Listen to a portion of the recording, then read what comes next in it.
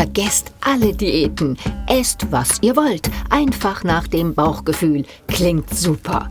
Die Idee aus den USA nennt sich intuitives Essen. Professor Beate Herbert ist Expertin, wenn es um Körperwahrnehmung und Essverhalten geht. Das Gute an der Idee, dass ich wieder lernen soll, auf meine eigenen Bedürfnisse zu hören, was dieses Konzept ja beinhaltet, ist, dass ich nicht mehr durch Diäten drangsaliert werde. Ja? Und in dem Moment, wo ich dieses äußere Regelwerk nicht mehr beachten muss, ist es eigentlich nicht sonderlich verblüffend, dass es mir da erstmal besser geht. Ja? Weil dieser Druck weggenommen wird. Aber kann das Essen nach Gefühl wirklich funktionieren? Das wollen wir testen. Eine Woche lang werden diese 3 das intuitive Essen ausprobieren. Die erste Regel. Keine Verbote. Alles, was schmeckt, ist erlaubt. Oh, das klingt doch eigentlich gar nicht mal so schlecht. Zweitens, hallo Hunger. Nur essen bei echtem Hungergefühl, nicht nach Lust oder Appetit. Das macht Sinn. Dritte Regel. Achtsam essen, bewusst und langsam. Ja, das ist eine sehr gute Regel. Vierte Regel, hallo satt. Okay, nicht mehr essen als nötig, aber wenn das Essen gerade so lecker schmeckt, dann will ich ja weiter essen. Fünfte Regel, hallo gesund. Immer das Wohl des Körpers, Gesundheit im Hinterkopf haben. Der Begriff intuitives Essen wurde Mitte der 1990er Jahre in den USA geprägt und ursprünglich als Methode zum Abnehmen angepriesen. Unsere 3 dokumentieren mit einem Videotagebuch, wie es ihnen ergeht. Damit keiner schummeln kann, nehmen wir die Waage einfach weg. Wie klappt's denn nach den ersten Tagen mit der Intuition? Es wird fleißig gekocht und auch mit Lust gegessen. Aber Regeln gibt es ja trotzdem. Ich war bei einer Freundin eingeladen, die Pizza bestellt hat und ich glaube, bis auf Regel 1 habe ich heute alle gebrochen. Gar nicht so einfach. Und wie sieht es mit Regel 2 aus? Nur bei echtem Hunger essen? Ich muss sagen, ich kann mein Hungergefühl echt noch nicht gut einschätzen. Also kann ich eigentlich auch was Positives draus ziehen, echt ein gutes Training. Wenn wir Hunger haben, sinkt der Blutzuckerspiegel. Der Magen produziert dann das Hormon Grelin. Es wird auch das Hungerhormon genannt. Das Hungergefühl entsteht allerdings im Gehirn, genauer gesagt im Hypothalamus. Wir werden zittrig und unkonzentriert, der Magen knurrt. Kommt dann auch noch Stress dazu, verlieren wir leicht die Kontrolle, sind schneller genervt und aggressiv.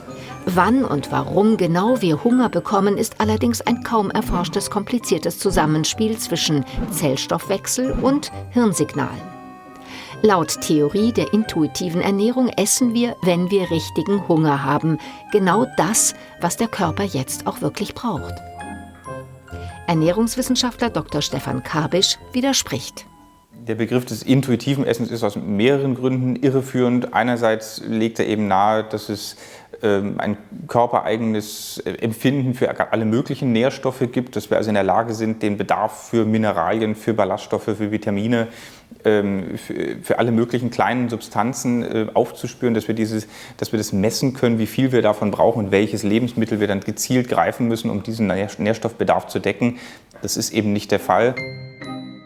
Unsere beiden Damen haben außerdem ein Problem mit der Achtsamkeit.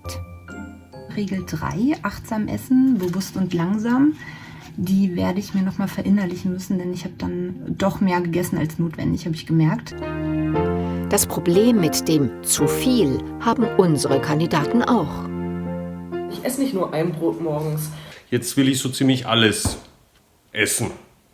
Hauptsache essen. Und habe dadurch auch die Sorge, dass ich die Regel Nummer 4, hallo satt, nicht mehr essen als nötig, um sich satt zu fühlen, dann übertreibe. Und was sagt die Waage? So, die Stunde der Wahrheit. Jetzt bin ich sauer. Jetzt bin ich überrascht. Ich bin gerade voll... Okay, das heißt, ich habe jetzt... Ich habe wirklich gedacht, ich habe abgenommen. Es ist alles gleich. Das ist 1 Kilo mehr. 1,5 Kilo abgenommen. Das kann aber nicht sein. Hä? Wer seinem Hunger- und Sättigungsgefühl folgen kann, kann auch bewusster und gesünder essen. Eine effektive Diät für alle ist intuitives Essen allerdings nicht. Da müssen wir noch weiter drüber reden. Hallo, guten Abend, Ernährungswissenschaftler Hans-Joachim Jäger aus Frankfurt. Einen schönen guten Abend, Frau Pröding. Also, ich glaube, für mich wäre das nichts. Ich finde es echt schwierig, Hunger zum Beispiel von Appetit zu unterscheiden. Haben Sie da einen Trick für mich? Ja, das gibt's schon. Man kann anfangen, man kann sich eine Mahlzeitenstruktur aufbauen. Also das heißt 3 Mahlzeiten, die wir kennen, Frühstück, Mittag, Abendessen. Und man lässt so ein Zeitfenster von 4 bis 6 Stunden, was mit unseren Hormonen zu tun, dass sie eben auch Zeit haben. Wir essen ja was, Blutzuckerspiegel steigt, dann kommt Insulin, dann kommt Glucagon. Wir haben auch schon einen Beitrag gesehen, Krealin. Und diese Mechanismen macht Sinn, so 4 bis 6 Stunden, bei jedem ist unterschiedlich, das eben so ein bisschen einzuhalten und zu warten, was passiert. Am besten zwischen den Mahlzeiten was trinken und in sich reinhören, habe ich jetzt Hunger oder nicht. Ja? Im Zweifelsfall ja. Okay, also weil man isst ja auch blöderweise nicht einfach nur aus Hunger. Also mir fallen da gleich viele gute Gründe ein. Langeweile, Stress, Frust und so weiter. Da hätten wir vielleicht jetzt gerne noch so einen Erste-Hilfe-Trick. Genau, also viele haben eine Essbiografie, das heißt von der Kindheit schon, dass man irgendwas aufgenommen hat, so gewisse Dinge wie Kühlschrank auf, Kühlschrank zu, kennt man ja auch, oder ich habe Stress, Schokolade und so weiter.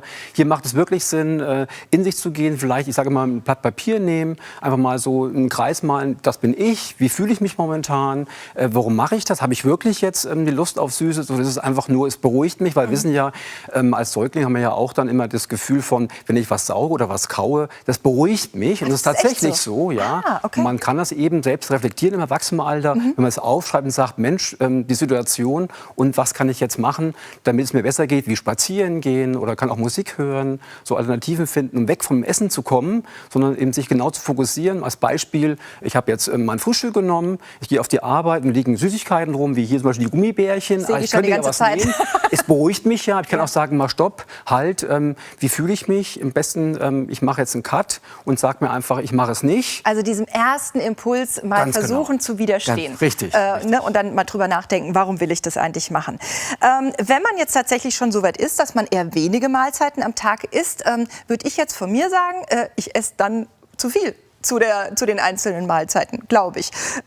Also das mit dem Sättigungsgefühl hat ja eben eine aus dem Film auch gesagt, dass sie das total schwer findet wahrzunehmen. Also hier macht es wirklich Sinn, also diese Achtsamkeit zu haben. Das heißt, was kann ich tun? Ich kann mich selbst bremsen, Besteck weglegen, sich selbst fragen, wie fühle ich mich? Bin ich satt? Geht noch was? Aber man redet, man sitzt mit anderen am Tisch. Ja. Wenn ich alleine sitze, geht das vielleicht, ne? Ja, das ist richtig. Das macht die Sache dann immer schwierig. Ja, aber im Großen und Ganzen, ich kann auch einen kleinen Löffel nehmen, auch einen kleinen Teller. Das heißt, das finde ich gut. man kann Essentscheidungen. Das heißt, wenn ich praktisch jetzt zu Hause bin, möchte man was auf den Teller tun, man hat eine Familie, ja, das ist der Klassiker, alles steht voll am Tisch. Ja. Macht es eher Sinn, nee, ich nehme mal was Kleines auf den Teller, weil dann überlege ich wieder, was mache ich mir als nächstes auf den Teller, wie groß ist die Portion. Und das gibt mir eben die Entscheidung, bin ich nur hungrig, mache ich mir was drauf auf den Teller oder nicht. Also ja? es ist immer wieder, kommen wir zu diesem Kopf einschalten. Ne? Also Ganz nicht genau. einfach das automatisch machen, weil man es schon immer so macht, sondern zwischendurch mal innehalten und sagen, nehme ich vielleicht ein zweites Mal oder auch nicht.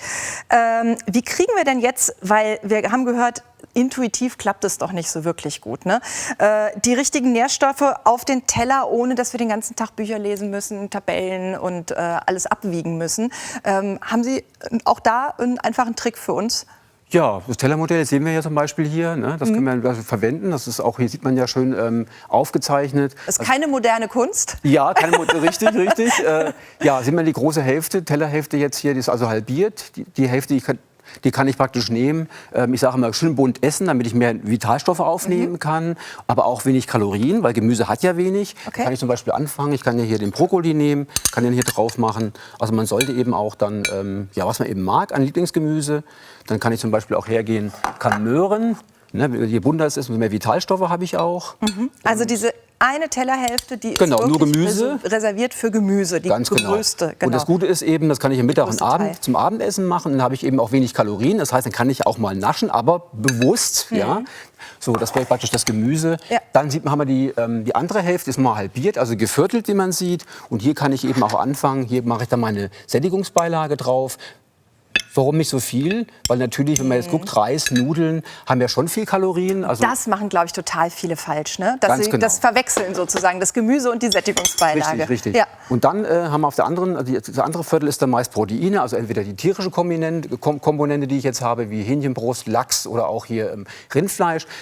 Meine Empfehlung ist eben so ein Bratling, der ist selbst gemacht, mit Haferflocken, also kein Hexenwerk. Ah, cool. Haferflocken binden ja ganz gut, kann man praktisch auch Kürbiskerne reinmachen, Sesamsamen, weil die auch Eiweiß haben. haben. Wie eine vegetarische Frikadelle. Ganz genau, ganz genau. Und das ist eigentlich auch was sättigt, ne? Weil Gemüse ist schwer als Beispiel, es dehnt den Magen, es macht satt Ja. und eben auch die Eiweißquellen. Hier ist natürlich relativ leicht, wenn ich jetzt Gemüse hier drauf tue und hier praktisch die Nudeln. Nudeln sind leicht, aber haben viel Energie. Roundabout, so Durchschnittswert 300 Kilokalorien. Jetzt warten Sie mal kurz. Ja. Wo ist denn jetzt auf dem Teller Platz für was Süßes noch? Das Süße kommt extra auf den Teller. Gummibärchen, hier liegen sie Genau, man sagt immer auf eine Hand drauf. Also können wir am besten mal die Hand mal hergeben. Ja. Und so, dass sie noch zugeht, die Hand. Ach, eine meinen Sie nur, Eine nicht Hand, zwei. Nee, nicht zwei Hände und eine Hand, Aber genau. ich finde, hier passt noch was rein, oder? Also ich kriege die trotzdem noch zu. Gucken Sie Ja, das wäre mal. schon zu viel, aber Das wäre zu viel? wäre in Ordnung am Na Anfang. gut, Kann man hier für den drauflegen. Anfang. Und jetzt nur Zeit nehmen zum Genießen. Das heißt, zu Hause hinsetzen.